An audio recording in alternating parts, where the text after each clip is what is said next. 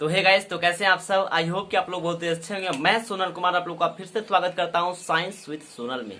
तो आज हम लोग एक ऐसे टॉपिक पढ़ने वाले हैं। इस टॉपिक में बहुत सारे बच्चों को कंफ्यूजन होता है कि सर मेरे को ये चीज समझ में नहीं आता है। और ये टॉपिक है क्लास 10 का फिजिक्स और ये सेकंड चैप्टर है प्रकाश का अपवर्तन।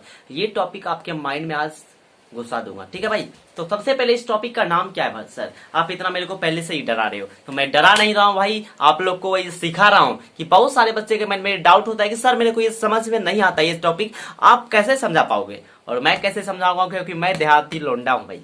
देहाती लौंडा देहाती तरीके से आपको सिखाऊंगा भाई, ठीक है। तो देखिए आज हम लोग पढ़ने वाले क्या है, ग्लास स्लैब से प्रकाश का अपवर्तन, ठीक है। ग्लास स्लैब से क्या पढ़ेंगे? प्रकाश का अपवर्तन। अब एक चीज बताइए भाई, ग्लास स्लैब से आप लोगों ने अब ये चीज पढ़ रखा है या आप लोगों ने पहली बार पढ़ रहे हो? क्या पहली बार पढ़ रहे हो तो समझ में आया? अगर समझ में आएगा तो कमेंट जरूर करना। और मैं पढ़ाऊं आप लोगों को समझ में ना आए, ऐसा कभी हो नहीं सकता भाई, ठीक है। तो एक मिनट रुकिए, मैं सबसे पहले डायग्राम तैयार करता हूं आप लोगों को समझाने के लिए, ठीक है ना भाई। ये देखिए अब डायग्राम तैयार हो रहा है। ये देखिए ए बी सी डी क्या है मेरा? ये कांच का ग्लास है, कांच का स्लैब है भाई। अब देखिए कांच का गत्ता है, इसमें क्या करना है कि प्रकाश का अपवर्तन कराना है। देखिए भाई ये मेरा माध्यम जो है ऊपर वाला, ये है हवा। कौन सा माध्यम है भाई? ये है हवा। और ये क्या है? कांच। ये क्या है? कांच। ध्यान से देखिएगा भाई, ये है कांच और ये ऊपर में क्या है? हवा। चारों बगल क्या है? हवा। ये माध्यम है पहला N1, ये है माध्यम दूसरा N2। अब हमको एक चीज आप लोग बताइएगा भाई कि प्रकाश का वेग अधिक किस में रहता है, हवा में या कांच में? प्रकाश का वेग हवा में अधिक होगा या कांच में अधिक होगा? ये चीज बताओ। प्रकाश का वेग हवा में अधिक होगा सर, कांच में कम होगा, ठीक है। क्योंकि इसका जो कण होता है ना, कांच थोड़ा मोटा होता है, इसमें प्रकाश जल्दी नहीं जा पाता है सर। तो बात सही है। और एक चीज मैंने आपको पहले भी सिखाया था, आप लोगों ने पहले भी कहीं पढ़ा होगा कि जिसमें प्रकाश का वेग अधिक होता है उसे विरल माध्यम कहते हैं। क्या विरल माध्यम, सघन माध्यम आपको याद करा दूं? ठीक है, देखिए माध्यम दो टाइप्स के मैं आपको याद करवाता हूँ। माध्यम कितने टाइप्स के? माध्यम होता है दो टाइप्स के। माध्यम दो टाइप्स के, एक होता है सघन, एक क्या होता है? सघन। और एक होता है विरल। ये क्या होता है? विरल। मैंने बताया जिसमें प्रकाश का वेग अधिक हो, जिसमें प्रकाश का वेग, इसमें सघन में प्रकाश का वेग कम हो उसे क्या कहते हैं? सघन माध्यम। जिसमें प्रकाश का वेग अधिक हो उसे कहते हैं विरल माध्यम। जिसमें प्रकाश का वेग अधिक हो उसे क्या कहते हैं? विरल माध्यम। अब देखिए इसको याद में कैसे करवाऊंगा, बस 2 मिनट देखो भाई। देखो घन का मतलब सघन है ना, लिखा हुआ है सघन, लिखा हुआ है सघन, लिखा हुआ है यहाँ पे। सघन में क्या घन है? आपको घन लिख रहा है, घन दिख रहा होगा। घन का मतलब होता है घना, याद करो। घन का मतलब घना, मतलब जहां पेड़ पौधे घना मात्रा में बहुत सारा हो उससे कहते हैं सघन माध्यम। और जहां पे बहुत ज्यादा पेड़ पौधा होता है उसमें प्रकाश धीरे धीरे गमन करता है। जब उसमें प्रकाश धीरे धीरे में गमन होगा तो उसमें प्रकाश का वेग कम होगा। और विरल माध्यम, विरल का मतलब खुला आसमान, वहां पे ना तो पेड़ पौधा है ना तो कुछ है और उसमें सटासट प्रकाश दौड़ेगा तो उसमें प्रकाश का वेग अधिक होगा। सघन का मतलब होता है घना, सघन का मतलब घना, मतलब घना रहेगा तो वेग कम। किसका? प्रकाश का। याद हो गया? तो अब देखिए मैं इसको इरेज करता हूं। जिसमें प्रकाश का वेग कम हो सघन, जिसमें ज्यादा हो विरल। देखिए आप, मैंने बताया कि ये हवा में वेग अधिक होगा तो ये विरल। कौन सा माध्यम भाई? ये हो जाएगा विरल। और जिसमें प्रकाश का वेग कम हो उसे क्या कहते हैं? सघन, ठीक है ना भाई। अब देखिए जब ये प्रकाश यहां से आएगा सघन से विरल में, ठीक है, फिर ये प्रकाश इसमें आएगा, इससे फिर प्रकाश बाहर निकलेगा तो कितने बार अपवर्तन होगा? 2 बार। एक तो ये एबी सतह पे प्रकाश का अपवर्तन की घटना होगा, एक बार होगा सीडी के सतह पे प्रकाश का अपवर्तन का घटना, ठीक है ना भाई। प्रकाश का अपवर्तन का घटना कितने बार? 2 बार। देखिए कैसे होगा। ये है मेरा आपतित किरण। क्या है ये? आपतित किरण है। ये क्या है भाई? आपतित किरण है। और इसके बीचों बीच में 90 डिग्री पे क्या बनता है? अभिलंब बनता है। क्या बनता है? अभिलंब बनता है। ये आपका एन हो गया, ये हो गया आपका एन, ठीक है ना भाई। ये एन हो गया। ये बताइए भाई कि ये आपतित किरण है। मैंने बताया था जब प्रकाश की किरण विरल से सघन में जाएगा, हटा माध्यम में विरल, उससे सघन में आएगा तो और सट जाएगा। ये बात याद हो गया। जब प्रकाश की किरणें विरल से सघन में जाती है तो और सट जाती है, क्योंकि इसका कण सटा सटा रहता है। तो विरल से सघन में गया तो स्व से सघन, स्व से सट। किससे सटेगा? तो अभिलंब से सटेगा। ये बात याद करवाता हूँ। जब प्रकाश की किरणें विरल से सघन में जाती है तो अभिलंब से सट जाती है, अभिलंब की ओर मुड़ जाती है। और जब प्रकाश की किरणें सघन से विरल में जाएगी, सघन से विरल में, तो और हट जाएगी, क्योंकि उसका कण हटा हटा रहता है। देखो मैंने ये बताया था, ठीक है। तो ये आके अभिलंब से सट गया। अगर नहीं सटता तो ये सीधे सीधे जाते रहता, ये सीधे सीधे जाते रहता। ये क्या हो गया? ये वास्तविक पथ है, आपतित किरण का वास्तविक पथ। ये क्या है? आपका आपतित किरण है। ये क्या है? अभिलंब है। लेकिन यहाँ पे सीधे सीधे नहीं आके अभिलंब की ओर मुड़ गया भाई, मुड़ गया ना, अभिलंब की ओर मुड़ गया।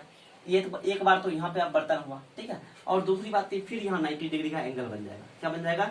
90 डिग्री का एंगल फिर यहाँ पे बन जाएगा, ठीक है भाई। अब फिर यहाँ पे एंगल बन गया। लेकिन हम बताए कि ये हो जाएगा आपतित किरण और अभिलंब के बीच के कोण को आपतन कोण कहते हैं। क्या कहते हैं? आपतन कोण को आई से सूचित करते हैं।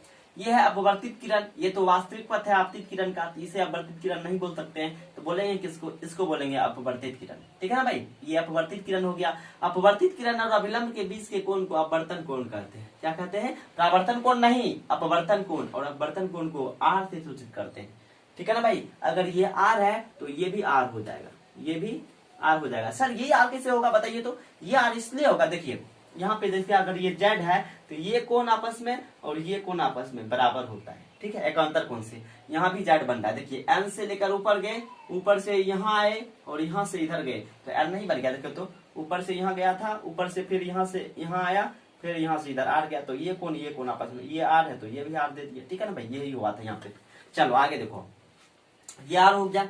और यहाँ पे क्या होगा बताइए? ये हो गया आपका क्या? परावर्तन कोण। ये दोनों कोण आपस में बराबर हो गया। ये आपका हो गया अपवर्तित किरण। अब क्या होगा भाई? देखिए अब ये हो गया आपका हवा वाला माध्यम। ये क्या है? हवा वाला माध्यम है। ये माध्यम पहला, हवा वाला माध्यम पहला है। और फिर ये हो गया विरल, हवा है तो विरल। आप बताइए ये सघन से किसमें प्रकाश आएगा? विरल में। तो हम बताए थे जब सघन से विरल में आता है तो और हट जाता है। ये और हट गया प्रकाश किरण, इधर चल गया, ठीक है ना भाई। ये और हट गया, तो इसलिए इसका नाम पड़ गया निर्गत किरण। क्या पड़ गया? निर्गत। अपने पथ से विचलित हो गया, निर्गत किरण। निर्गत किरण, निर्गत किरण के कोण के बीच को निर्गत कोण कहते हैं, उसे ई से सूचित करते हैं। यह क्या होगा? निर्गत कोण। और ये क्या हो गया? अभिलंब है, ये आपका अभिलंब है, और इसके बीच के कोण को आर कहते हैं। कंप्लीट भाई। अब देखिए मैं कुछ चीज लिखता हूँ, ठीक है ना, आप लोग नोट करिएगा। ये है आपतित किरण, मैं बढ़िया से लिख देता हूँ। ये है आपका अभिलंब, ये है आपतित किरण। यहाँ पे लिख दो क्या? ये है आपका आपतित किरण, आपतित किरण, गुड। और ये क्या है आपका? अपवर्तित किरण। ये आपका अपवर्तित किरण, अपवर्तित किरण। अब हमको ये बताइए कि यहाँ अपवर्तन कितने बार हुआ है, इसको सिद्ध करना है भाई। अपवर्तन कितने बार हुआ है? 2 बार अपवर्तन हुआ है। तो 2 बार स्नेल का नियम लगाना है। स्नेल का नियम क्या होता है सर? तो स्नेल का नियम होता है साइन आई बटे sine r, sine r equals to n2 upon n1। ये होता है स्नेल का नियम, ये याद करना। अभी मैं यही सिद्ध करके आपको दिखा रहा हूँ इसी पैटर्न पे। तो स्नेल का नियम कितना बार? 2 बार अपवर्तन हुआ, तो स्नेल का नियम कितना बार लगाएंगे? 2 बार लगाएंगे। तो सबसे पहले सतह AB पर अपवर्तन हुआ है, तो इस पे स्नेल का नियम लगा के देखते हैं, ठीक है भाई। अब देखते हैं सतह 1 पर स्नेल के नियम से। सतह, यहां से मैं इरेज कर देता, देखिए सतह AB पर, AB पर स्नेल का नियम, स्नेल का नियम। अब देखिए इसमें स्नेल का नियम लगाएंगे तो ये हो गया साइन, ये आपका हो गया साइन, आपतन कोण का मान आई, ठीक है, और परावर्तन कोण का मान आर, तो साइन आर, साइन आर। हम बताए थे n2 बटे n1। तो ये n2 कैसे होगा? जिसमें गया उसको ऊपर रखते हैं, जिसमें गया प्रकाश की किरण उसको ऊपर। किसमें गया था? माध्यम 1 से 2 में गया, तो 2 है n2, 1 से आया था तो 1 को नीचे रखेंगे, 1 को नीचे रखेंगे, समीकरण पहला। अब देखते हैं पुनः CD पर स्नेल का नियम लगाएंगे, स्नेल का नियम, CD पर स्नेल का नियम लगाइए। अब देखिए साइन आई आपतन कोण लिखना है, तो इसके लिए आपतन कोण क्या हो जाएगा, ये अपवर्तन कोण हो जाएगा ये, तो आपतन कोण का मान है तो आर, तो हम भी आर ही देंगे यहाँ पे साइन, और अपवर्तन कोण का मान ई है तो ई ही दे देंगे। और N2 अब देखिए जिसमें गया उसको ऊपर, किसमें गया है तो N1 में गया है, किससे आया तो N2 से आया है, गया किसमें N1 में, अब N1 को ऊपर रखना है, और किससे आया था N2 से, N2 को नीचे रखना है, N2 को नीचे। अभी ये समीकरण नहीं बना, दोनों तरफ पलटने पर, इसमें क्या लिखेंगे, दोनों तरफ पलटने पर, दोनों तरफ, समझ में आ रहा भाई, 100% समझ में आना चाहिए, ध्यान से देखो भाई, दोनों तरफ पलटने पर, देखिए पलटिए, अब साइन ई ऊपर चल जाएगा, क्या होगा, साइन ई ऊपर चल जाएगा, साइन ई ऊपर और साइन आर नीचे, साइन आर नीचे, और N2 ऊपर, N1 नीचे। अब देखिए समीकरण दूसरा, समीकरण 1 और 2, समीकरण 1 और 2 को निहारिए जल्दी फटाफट, देखिए समीकरण 1 और 2 को देख लिए, देखिए लेफ्ट राइट दोनों बराबर है, तो समीकरण 1 और 2 से चलिए, समीकरण 1 और 2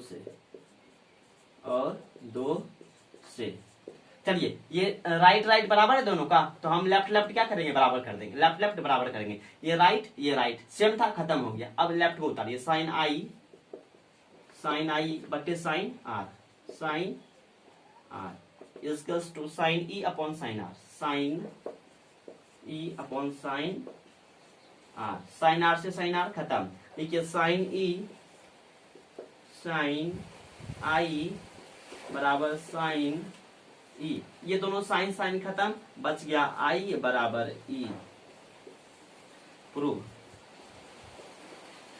अब देखिए साइन आई, ये हो गया, आई है आपतित किरण, आई क्या है, आपतित किरण, और एंगल ई क्या है, निर्गत किरण, ई क्या है, निर्गत किरण, दोनों एक दूसरे के समांतर चलते रहेगा, कभी ये दोनों आपस में नहीं मिलेगा। तो यहाँ पे लिख देते हैं, यहाँ पे नोट में लिखिए आप लोग, दिखाई पड़ रहा है भाई, आप लोग बोलिए दिखाई पड़ रहा है, यहाँ पे लिख सकता हूँ, ठीक है। तो यहाँ पे हो जाएगा आपतित किरण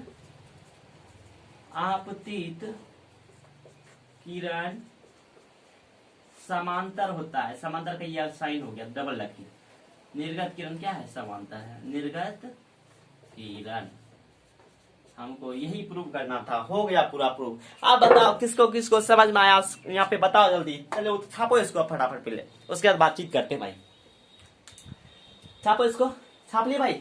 अब देखिए भाई, क्या आप लोग को समझ में आ रहा है, समझ में आ रहा है ना भाई, तो शेयर किया करो, ताकि मैं भी मेहनत के साथ पढ़ाता हूँ। ये तो भाई कुछ भी नहीं है, भाई का जलवा ये कुछ भी नहीं है, अभी तो स्टार्टिंग है यूट्यूब पे, अभी खतरनाक कंसेप्ट आपके माइंड में डालना है। अभी क्या भाई, अभी इस पे चैनल पे आपको हर एक चीज मिलेगा, ठीक है, 9, 10, 11, 12 ऑल जनरल कॉम्पिटिटिव एग्जाम, हर चीज की तैयारी करवाई जाएगी, बस थोड़ा सा आप लोगों का सपोर्ट चाहिए, बस आप लोग थोड़ा शेयर किया करो भाई, लाइक सब्सक्राइब किया करो, ताकि मैं मोटिवेट हो गया। अभी किसने कितना 200 ही सब्सक्राइबर हो पाया भाई, इतना दिन से पढ़ा रहा हूँ, लगभग 1-1.5 महीना से मेहनत किया हूँ, बस 200 हो पाया।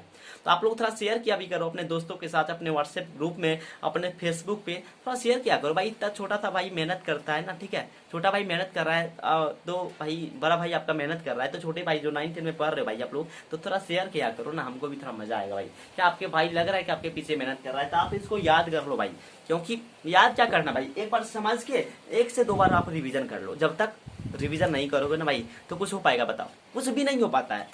क्या मैंने ये चीज पढ़ा था, तो एक बार में मैंने, जब मैं 10 की तैयारी कर रहा था, एक बार में सीख क्या होगा, मैं नहीं सिखाऊंगा, तो आप भी एक चीज एक बार में नहीं सीख सकते भाई, 1-2-3 बार आप रिवीजन जब तक नहीं मारोगे ना, तब तक नहीं हो पाएगा। इसका रिवीजन अभी आप वीडियो देखो, एक बार अभी रिवीजन मारो, ठीक है, फिर इसको 24 घंटे के अंदर एक बार रिवीजन मारना है, ठीक है, लगभग कल मारना है, फिर रिवीजन शाम तक में, फिर अगले 1 सप्ताह के बाद फिर इसका रिवीजन मारो, तब देखो भूल के बताओ, फिर कहना कि सोनल सर आपने झूठ कहा था, मैंने 2-3 बार रिवीजन मारा फिर भी नहीं समझ में आया, तो फिर समझ में आया तो बोलना, फिर से आपका भाई पर आएगा ये चीज, और इससे और आसान कर दूंगा भाई, ठीक है ना। लेकिन आप भी मेहनत करो, हम भी मेहनत करेंगे, साथ में मिलकर मेहनत करते हैं, और इस बार बेहतरीन रिजल्ट देना आप लोगों को, ठीक है भाई। तो इस बार हम लोग भी मेहनत करेंगे, आप लोग भी मेहनत करना, और रिजल्ट बेहतरीन देना है, ठीक है भाई। तो मिलते हैं नेक्स्ट वीडियो में, तब तक के लिए जय हिंद, जय भारत।